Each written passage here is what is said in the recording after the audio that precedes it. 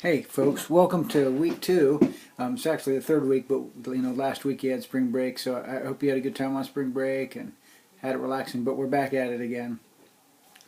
That's actually my great aunt, great-grandmother Emma.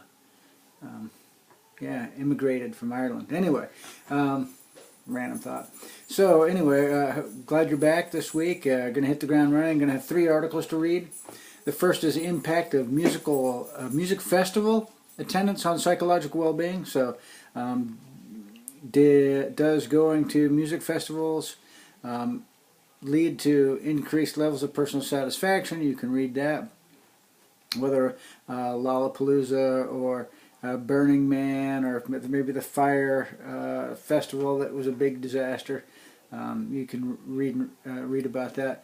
Second is a little broader. It's the value of music in human experience, and that specifically talks about the value of music to the human condition, how we use music, what music means to us, and the interrelated nature of music in our very lives. And the last, certainly not least, is the relationship between music and fashion.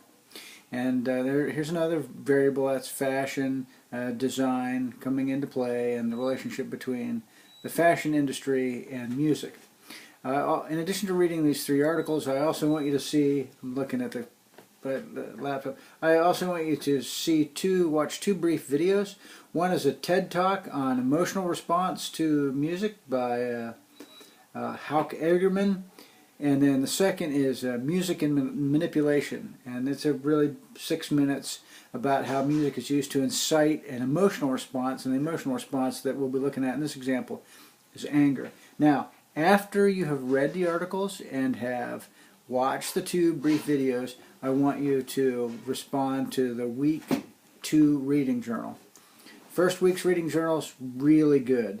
Now let me encourage you to continue on that work. Again, it's the depth and breadth of response I'm looking for, but also to caution you that it's real easy to get tired of doing these responses. It's called response fatigue.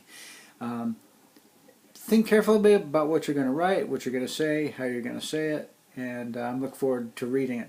I hope you have a really great week. For those of you that are in 490 that will be continuing through the summer and the next fall, this week starts advising for that period, so please don't miss advising. And I also want you to understand that iDST is doing advising differently now. If you absolutely must show up with a copy of your program of study, you've all gotten it in an email, and you got to come with at least 1, and I'm going to say 2, drafts of schedule outlines. And here's the rub: if you don't come with your program of study and you don't come with your sample course selections for summer and fall, we're supposed to send you packing to the department secretary's office so you can be rescheduled for advising. But I know if you're in my class, you're all great at doing what you're told.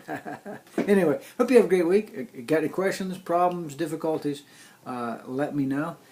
And listen to some really good music this week.